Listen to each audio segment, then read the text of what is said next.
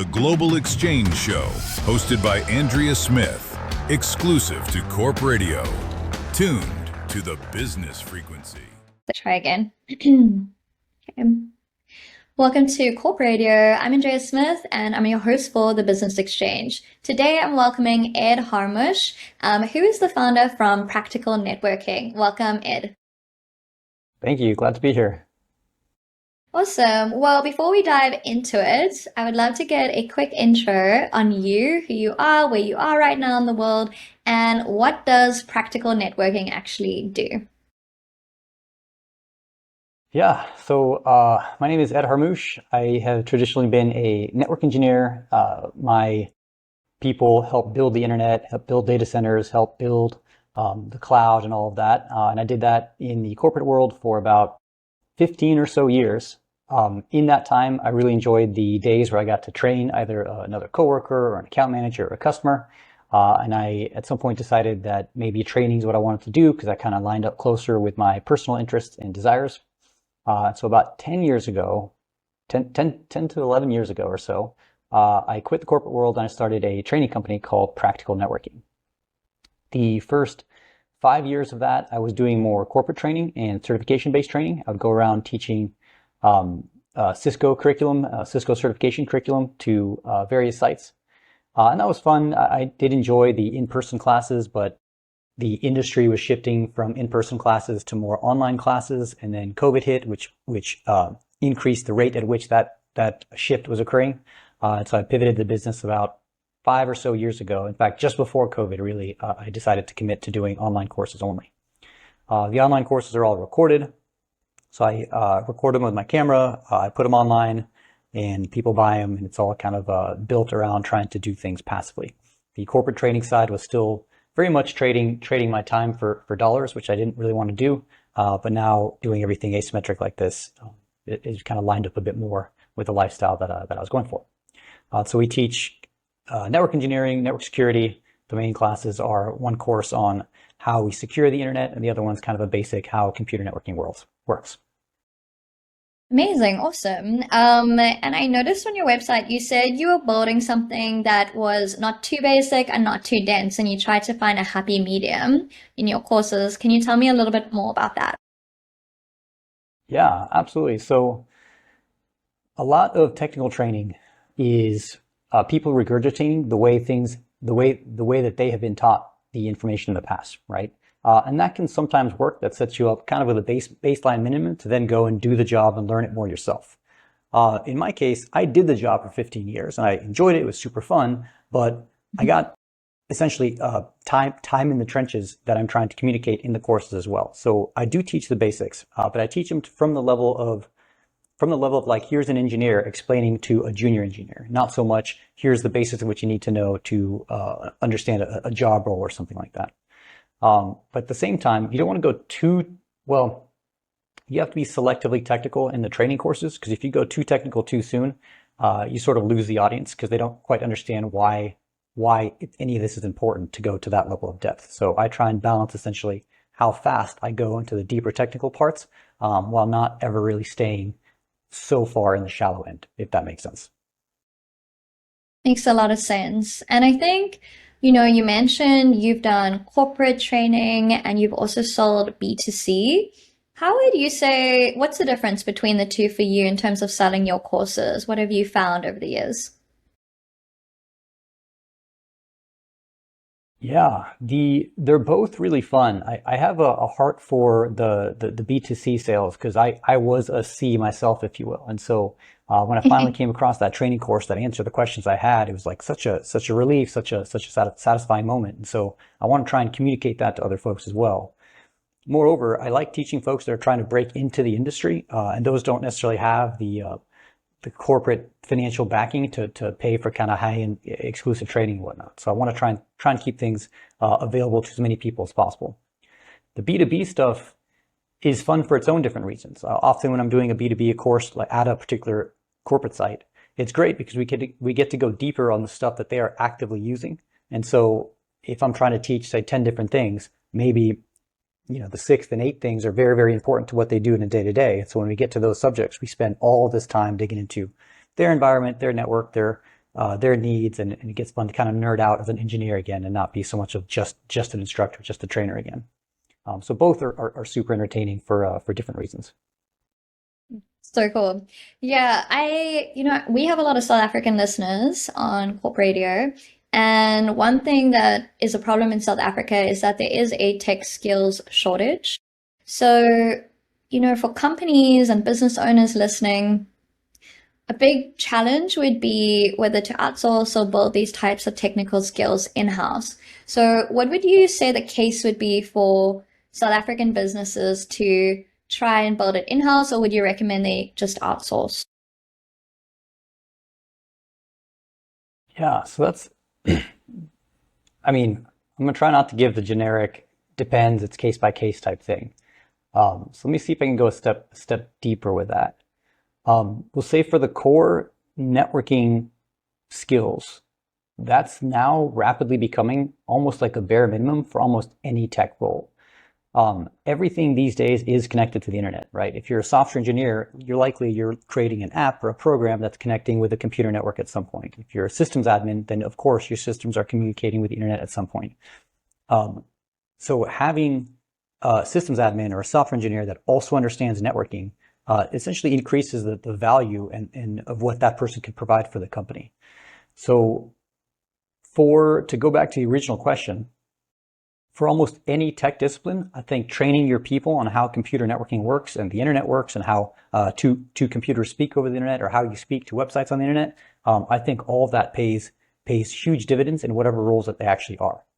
But then if you're starting to do things that are much more focused, if you're actually trying to build out your own, not necessarily data center, but corporate network where you're hosting things locally and stuff like that, at that point you might want to get outsourced to a full-fledged network engineer to kind of keep an eye on all the things that could go wrong and hopefully manage your way into things going right. So that's how I'll answer that question.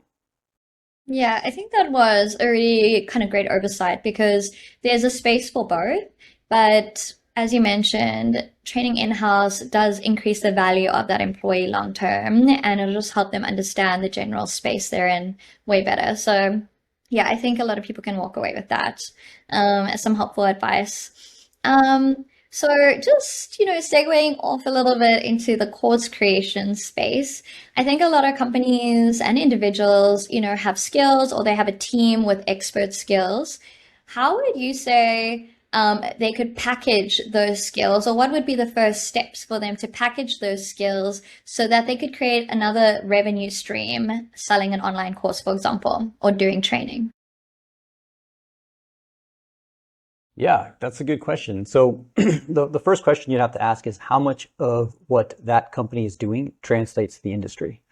You think of a generic employee working at a company. I'm going to throw these numbers, I'm going to make up these numbers, but let's say 40% of what they know is essentially how that company does a thing or how that company's operations work and procedures work and whatnot. And maybe the rest of that 60% is stuff that does translate to the general public. So the first step would be to very clearly define or at least organize what part of the knowledge transfer you're intending can actually benefit and relate to the rest of the industry at large. After that, a great way to kind of test things is throw together free webinars, see if people sign up, see if people are interested in the content, and see if people like it at the end of the webinar, and use that to kind of determine this is content that people want to hear or not. So maybe that's the strategy I would suggest for something like that. I think that's great. And webinars are such a good testing ground to see the interest, gauge how many people are interested in terms of numbers as well. And also for you to refine the type of content that you could actually deliver in a course, right?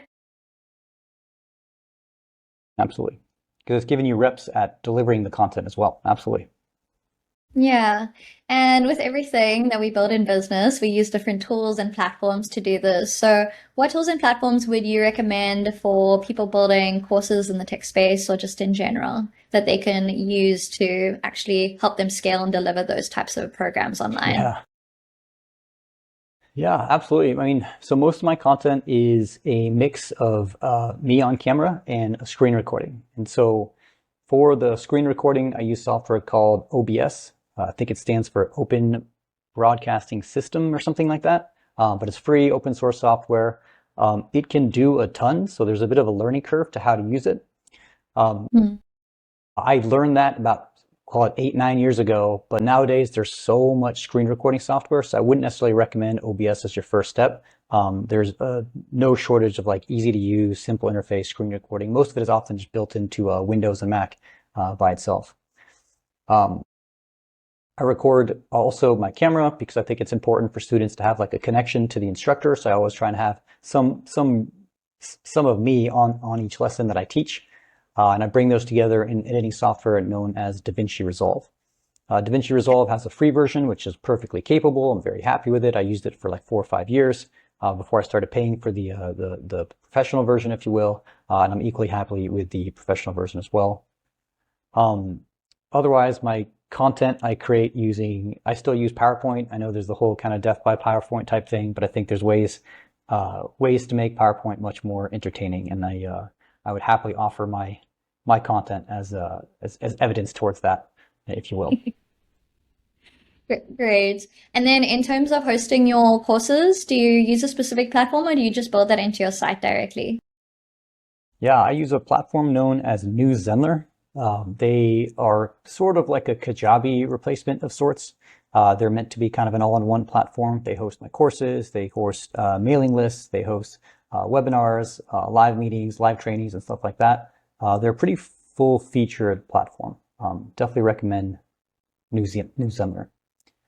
Newsummer. Okay, They're cool. not as We'll link it polished. I in. would say they're not as polished as Kajabi or something like that, but it Yeah. does the trick. And I've been with them for a long time at this point, and so I'm pretty happy with it for now. Yeah, I'll definitely check that one out. Awesome. Okay, and then I wanted to ask, so in terms of technical training and online courses in the tech space, where do you see this going in the next 5 years, let's say, especially with the onset of AI and that being such a kind of easy to access knowledge platform and LLMs? What do you think kind of the future looks like for training and online courses? Yeah, two avenues to this. I think localized LLMs that are trained on your course's content that students can then ask questions is a huge value. I mean, it's very valuable for students to be able to interact with an instructor if they have a question. And so in a perfect world, the instructor is always available 24/7 to answer those questions. But if you can do that via LLM, that's huge. So I think looking for courses that offer that, which is actually something I'm hoping to roll out for my courses fairly soon, is a huge benefit for the student. As for the industry itself, definitely AI and access to ChatGPTs, Cloud AI, Anthropic, stuff like that, to ask knowledge questions is going to eat in a bit into the training industry. But my layman's projection on what that's going to do is that it's going to essentially cut out or I should say cut out, significantly eat into, we'll call it the bottom 50% of courses that exist out there. You think about an AI, it's right, we'll call it 70% of the time, but it's always 100% confident in that 70% answer, right? And that can work for a lot of questions, but when you get to the kind of more advanced technical things, you can't really afford to get a wrong answer, especially if you're trying to make a decision as a corporation that could involve a lot of money that you're putting on the line or something like that. You can't really trust an AI's opinion on a particular path or avenue or how technology works or something like that. And so the deeper technical content, I don't think AI can quite replace, because it's not about just giving you the answer. It's about giving you a narrative that can take you from not understanding all the way until the depth of actually understanding it. And a talented instructor is someone who can actually do that. And I don't think AI can quite replace that yet. AI is better for ask a question, get an answer. And that'll work for like the bottom, again, I mentioned 50% earlier, but I think the higher end technical content is fairly safe. The main thing AI is not going to be able to do is create a narrative, right? We've all used AI at this point. You ask a question, you get an answer. But what if the question I ask involves many different layers of explanations before you finally get to the real answer, right? That's something that AI in its current form can't quite do. So yeah, that's how I answer that question. Super insightful. Thank you so much, Ed, for being on here with us today. For anyone listening, and if they want to get in touch with you on a practical engineer, networking engineer side, or they want to look into your courses and trainings, where can they do that? Yeah, absolutely. It was a pleasure. Thank you for having me. My website slash blog is practicalnetworking.net. I'll make sure to include my LinkedIn and stuff like that in the show notes. My main two courses are Practical TLS, which is a deep dive into the word of SSL and TLS and how we secure internet transactions, and then also a generic course on how computer networking works. You can get access to rather information on both of those at the website pracnet.net/TLS or pracnet.net/networking. Perfect. Okay, we'll link all that down below. So for anyone interested, you can get in the show notes. Thanks again, Ed. We really appreciate you coming on. It's been great. Absolutely. It's a pleasure. Thanks for having me. No problem. Awesome. That's all from me today, guys. Andrea Smith, your host on the Business Exchange. I'll see you in the next episode. Bye for now.